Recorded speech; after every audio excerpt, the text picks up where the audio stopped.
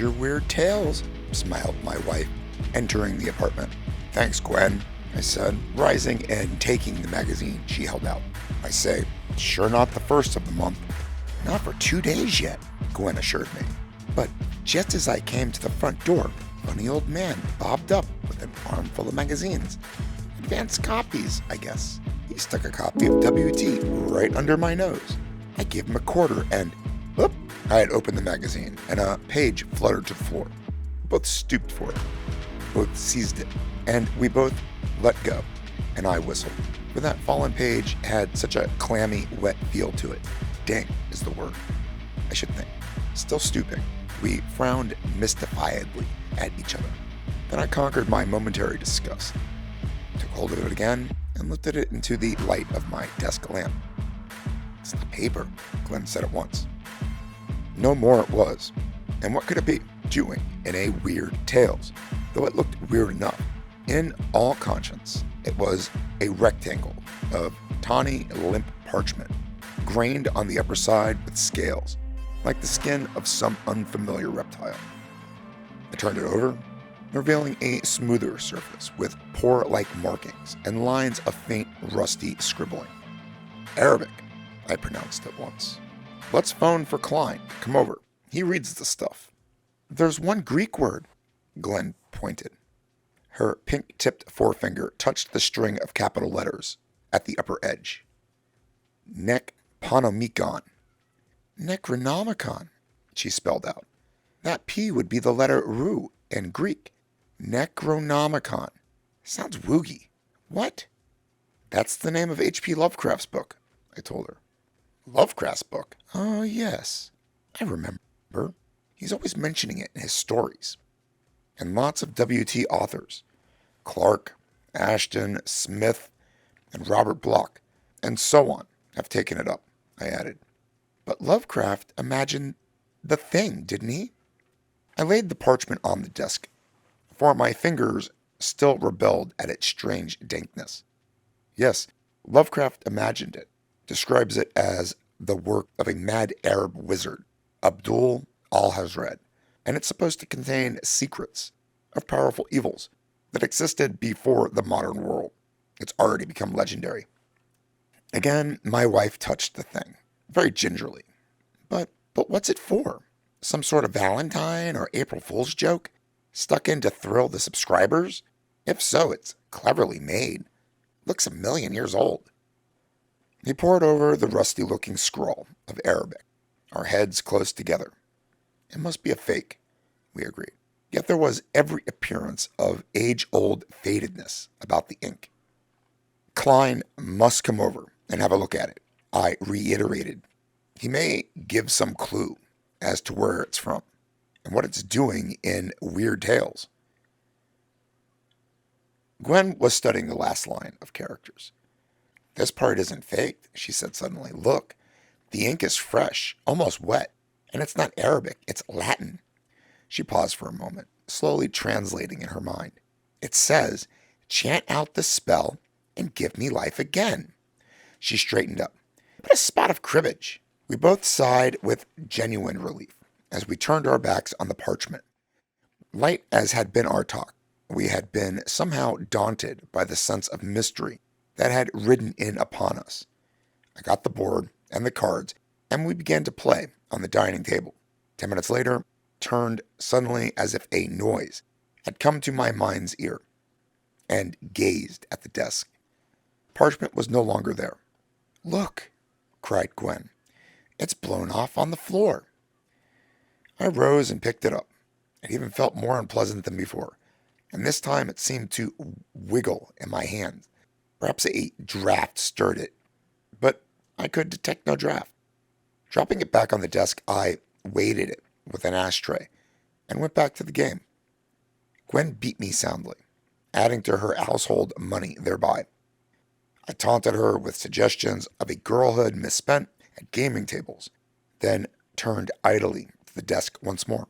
The rectangle of parchment was beside the ashtray, not under it, and that undetectable draft again was sliding ever so deliberately towards the edge of the desk. I swore, or so Glenn insists. and fairly jumped over to seize it. "This is getting ridiculous," Gwen protested, fumbling nervously with the cards on the table. I was studying the thing again. "I thought you said the last line was in Latin," I remarked. "Why, so it is." "No, it's in English." I read it aloud. "Chant out the spell and give me life again." "Hello, the next line is in English too." It also was written with fresh ink in a bold hand. "Many minds and many wishes give substance to the worship of Cthulhu." Gwen had come to look over my shoulder. "By heaven, dear, you're right. Many minds and... What does Cthulhu mean? Does it have anything to do with the Cthulhian gods? The underworld rulers and the ancient Greeks served in fear?" "I shouldn't be surprised," I replied, and it even sounded even drier than I had intended. "Cthulhu is a name that Lovecraft and Smith and the others used in their yarns. He's a god of old time, they tell us, and a rank bad one at that." She shuddered, but gamely turned the shudder into a toss of her shoulders. "I suppose," she hazarded, "that the many minds and wishes have given it substance to this page of the Necronomicon." "Nonsense. The Necronomicon's only something in Lovecraft's stories." "Didn't you say that it's become a legend among readers of weird fiction?" she reminded, utterly serious. "What's the next step after that?" "What you're trying to suggest," I said, trying to be gaily scornful, "is that so many people have thought and talked about Lovecraft's book that they've actually given it substance." "Something like that," she said. Then more brightly, "Oh, it'll turn out to be a joke or something anticlimactic." "Right," I agreed readily. "After all, we're not living in a weird tale, you know. If we were, that would explain why there was one last line in Latin before, and now two last lines in English." She warmed to the idea. "You see, it was turning deliberately into a language we could read. When we hesitated over the Latin, it kindly changed into English," I finished. Again she nodded. "There are more things in heaven and earth, Horatio, than are dreamed of in your philosophy." "Trite but true. Still, my name's not Horatio, and it's bedtime. Let's not dream any philosophies. That will turn into nightmare." Once more I picked up that clammy parchment. "As for this creation of the many minds, or what have you, I'm putting it under stoppages." Opening the big dictionary that lies on a stand beside my desk, I laid the parchment inside and closed the heavy book upon it. There it stays until we get Klein here tomorrow. And now to bed. To bed we went, but not to sleep. Gwen squirmed and muttered, and I was weary in every portion of my body, save the eyelids. We got up once for sandwiches and milk, and a second time for aspirin. Third time we lay down, and I at least dozed off. I started awake to the pressure of Gwen's fingers on my shoulder. "I think," she began tensely. Then I heard what she had heard. A faint, stealthy rustle. I reached for the light cord above the bed and gave it a jerk. The room sprang into radiance, and through the open door I could see the parlor. I sat up in bed staring. Something hung down from between the leaves of the dictionary by the desk. Something that moved even as I made it out. Something that would be rectangular if laid flat, but which was now limper, more flexible than the wettest rag, that seemed to flow from its narrow prison like a trickle of fluid filth. "It's getting away," breathed Gwen, almost inaudibly. "It's going to come here for us." The parchment worked its last corner free and dropped to the floor with a fleshy slap, as though it had soft weight. It began to move across the rug, toward the bedroom door, toward us. I dare say I might be able to describe painstakingly its appearance as it moved, how it humped up in the middle, and it laid its corners on the floor like feet. But how can I convey the heart-stopping nastiness of it? How to visualize for you the animosity, the sense of wicked power that it gave off in waves almost palpable. You might get an idea of how it looked by draping a sheet of brown paper over the back of a creeping turtle. No, that sounds ludicrous. There was nothing funny in the way that Parchment moved across the carpet toward us. Not a single atom of humor. Gwen had slipped out from under the covers and crouched, all doubled up and panicky, against the headboard. Her helpless terror nerved me to defense. Somehow I got out and stood upright on the floor. I am sure that I looked almost unheroic with my rumpled hair and my blue pajamas and my bare feet. But I was ready to do battle. Yes, do battle with what? And how? The crawling scrape of Parchment had reached the threshold, hunched over the door, still like a very flat, loathly worm. I could see the writing on it, not rusty and faint, but black and heavy. Snatching a water glass from the bedside table, I hurled it. The foul thing crumpled suddenly sidewise. The glass splintered to atoms where it had been. Next moment, the Parchment was humping and creeping, faster, almost scampering toward my bare toes. "Smash it!" Gwen choked out. She must have been ready to faint. Against the chair close at hand leaned her little parasol, a feminine thing with a silken tassel at its handle and a furl of imitation amber. I seized it and made a violent stab at the horrid invader. My point, I thrust the center of it against the floor, and for a moment I pinned it there. Then I was able to see, in that manner, it was changed. At the top was still the Greek word, nekponomikon, in aged ink, but the Arabic writing that had filled the page below was gone, or transformed into English, written large and bold and black as jet, stooped as I was above it. I read at a glance the first line. 1,000 times since I have yearned to speak that line aloud, to write it down, to do something that would ease my mind of it. But I must not now, not now or ever. As it was, the world escaped all too narrowly. Who shaped so dreadful a thought? Abdul Ahared is but a figment of Lovecraft's imagination, and Lovecraft is human. He could never have dreamed anything like those words.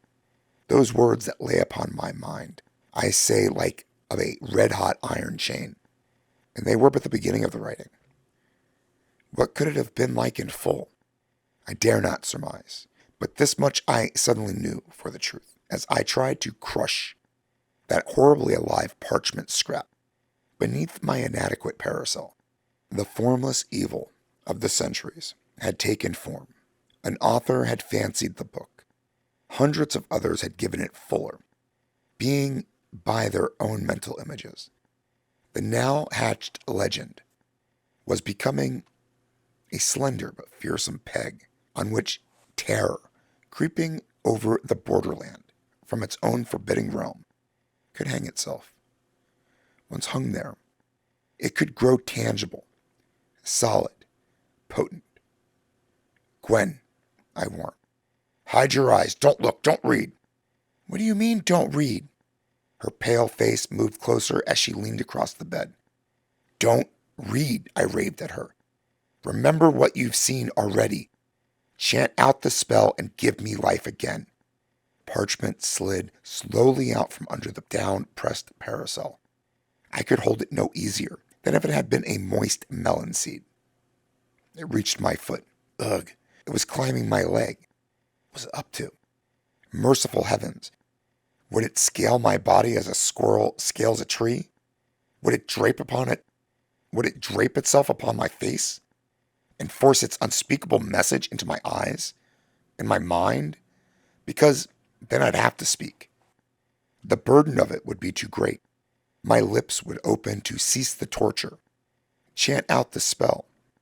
Chant it out, and the world would be crushed again under the fearsome feet of Cthulhu and his brother horrors of the evil Eld, what sins and woes would run loose, at which Satan in hell must hide his shocked face. And it would be I who spoke the words that released them. I felt faint and dizzy as I tore the repellent sheathing from my leg. For a moment, it clung against my string, as though with tendrils or suckers. With all my force, I dashed it into a metal wastebasket. Among crumpled heaps of paper, it tried to flop out again, but I pushed it back in with the parasol. At the same time, I clutched my cigarette lighter from the bedside table. Thank heaven it worked. It burst into flame. I flung it into the basket. The whole mess of paper burst into fire and smoke. Up from the midst of it rose a faint, throbbing squeak, to be felt rather than heard, like the voice of a bat far away. Deeper into the little furnace, I thrust that outcast messenger from the forces that threatened my world. The flames worried it, and it crinkled and thrashed as if in agony, but it did not burn. Prodding it back again and again, I must have shouted something in my despair, for Gwen hurried to the telephone and jabbered into it. "Father O'Neill," she cried, "come quick, with holy water." Hanging up, she turned to me. "Is he coming?" I panted. "Yes, he'll be here in 2 minutes," her voice quavered. "But what if the holy water doesn't work?" It did work. At the first spatter, the unhallowed pages and its prodigious gospel of wickedness vanished into a fluff of ashes. I pray my thankfulness for that every day that I live. Yet even as I offer thanks, my troubled mind forms again the question,